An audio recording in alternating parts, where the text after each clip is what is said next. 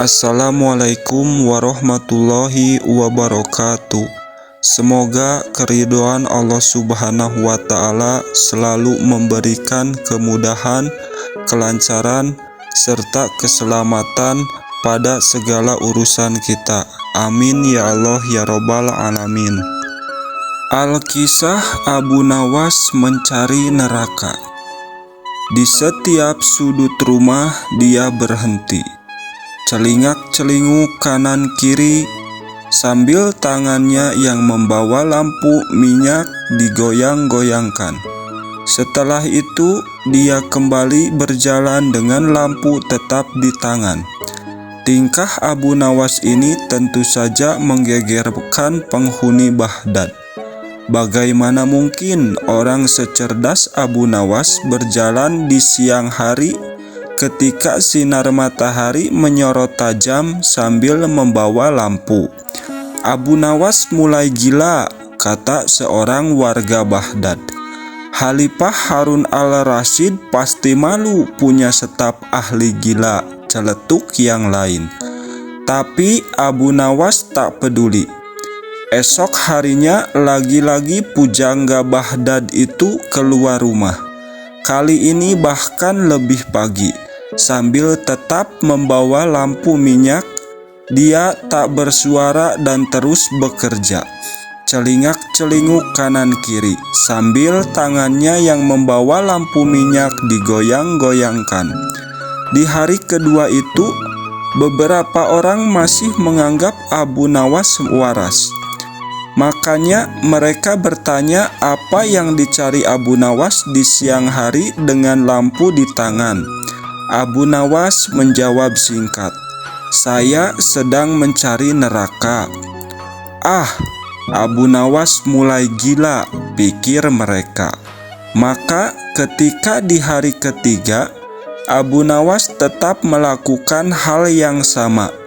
Celingak-celinguk kanan kiri di rumah orang, sambil tangannya yang membawa lampu minyak digoyang-goyangkan. Orang-orang mulai tak sabar.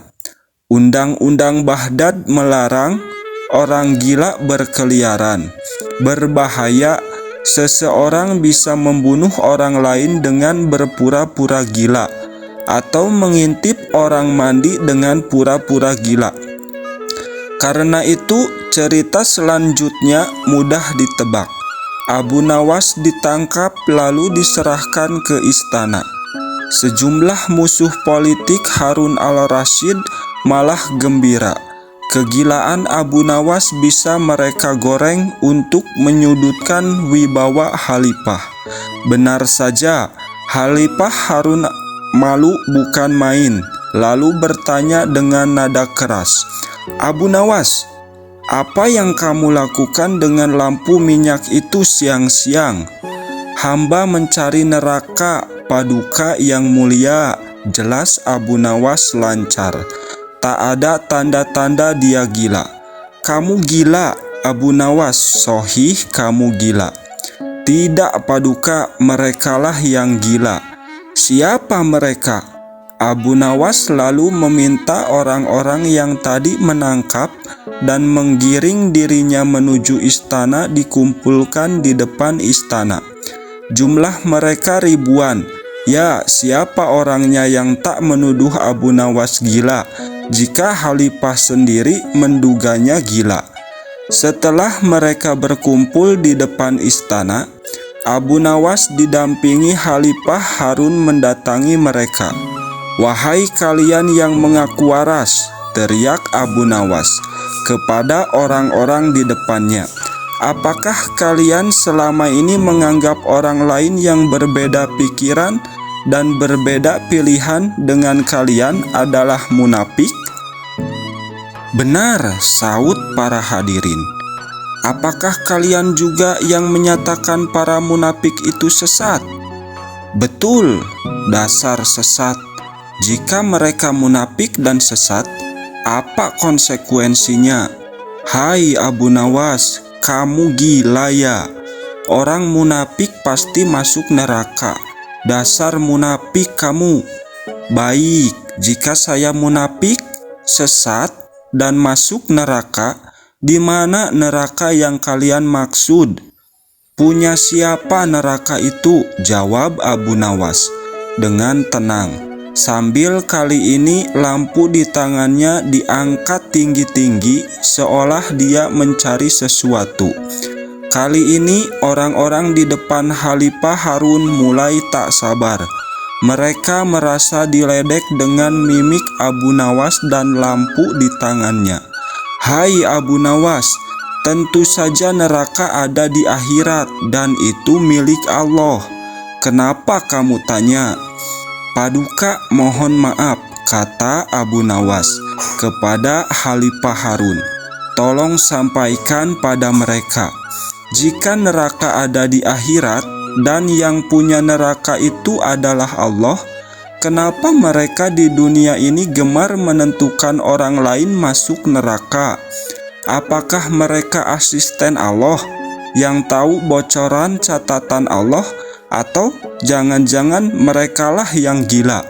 Khalifah Harun, tolong sampaikan pada mereka, jika neraka ada di akhirat dan yang punya neraka itu adalah Allah, kenapa mereka di dunia ini gemar menentukan orang lain masuk neraka? Apakah mereka asisten Allah yang tahu bocoran catatan Allah? Atau jangan-jangan merekalah yang gila? Hahaha. Khalifah Harun al-Rasyid tertawa kecil. Di matanya Abu Nawas tetaplah lelaki jenaka. Dia lalu berkata sambil tertawa, Abu Nawas, besok siang lanjutkan mencari neraka. Jika sudah ketemu, jebloskan orang-orang ini ke dalamnya. Kisah selanjutnya. Abu Nawas sebenarnya adalah seorang ulama yang alim. Tak begitu mengherankan jika Abu Nawas mempunyai murid yang tidak sedikit. Di antara sekian banyak muridnya, ada satu orang yang hampir selalu menanyakan mengapa Abu Nawas mengatakan begini dan begitu.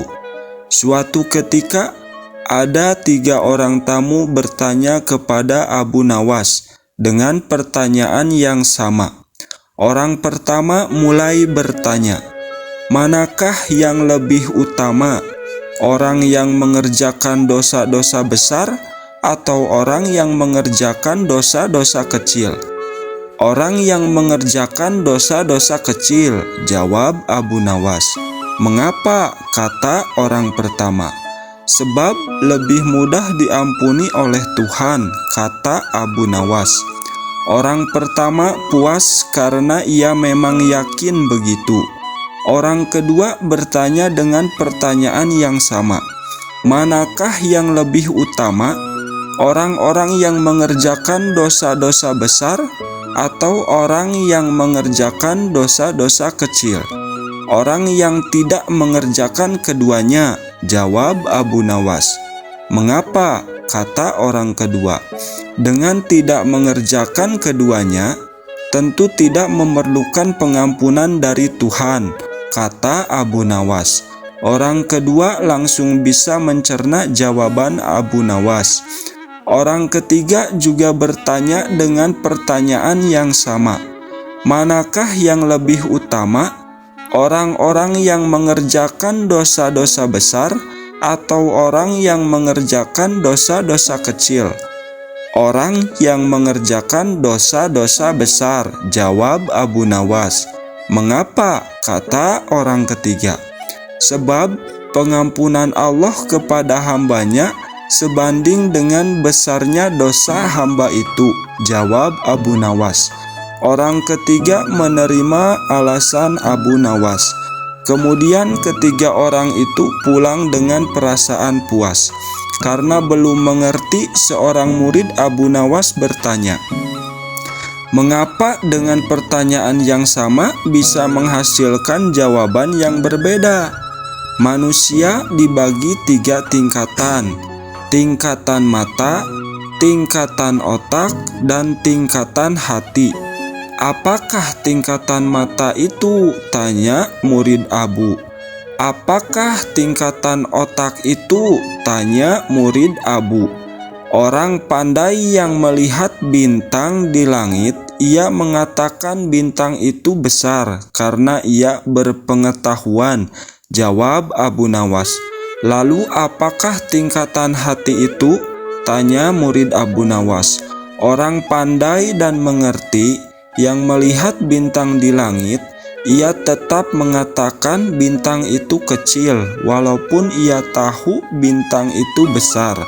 Karena bagi orang yang mengerti tidak ada sesuatu apapun yang besar jika dibandingkan dengan kemahabesaran Allah."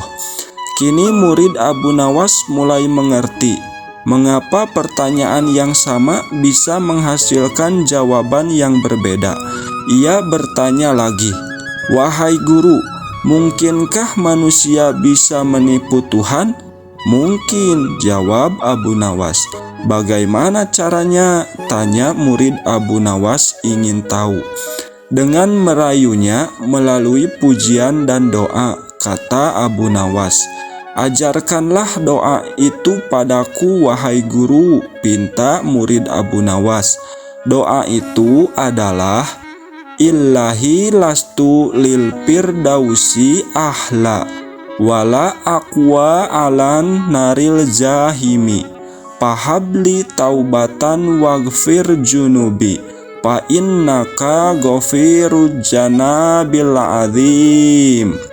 Sedangkan arti doa itu adalah, "Wahai Tuhanku, aku ini tidak pantas menjadi penghuni surga, tetapi aku tidak akan kuat terhadap panasnya api neraka.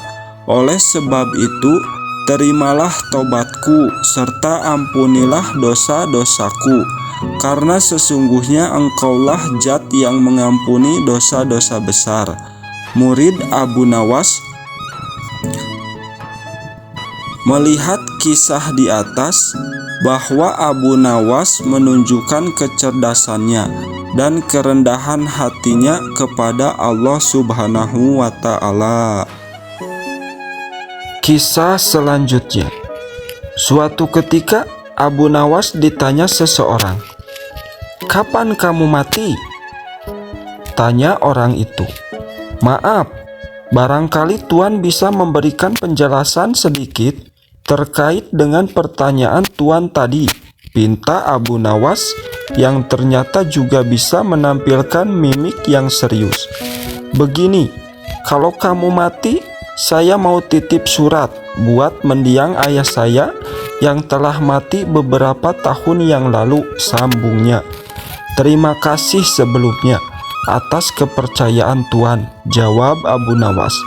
"Tapi maaf sekali, dengan sangat terpaksa keinginan Tuan tidak bisa kupenuhi." "Kenapa?" tanya Tuan kepada Abu Nawas. Lalu Abu Nawas menjawab, "Sebab aku tak tahu jalan ke neraka jahanam." Mendadak wajah orang itu merah padam, dan sambil merunduk ia pun segera pergi. Pertanyaan yang nyelekit dari Tuan kepada Abu Nawas dijawab lebih nyelekit oleh Abu Nawas. Itulah pintarnya Abu Nawas, dalam kondisi yang seperti itu bisa membalasnya dengan cerdas dan penuh makna.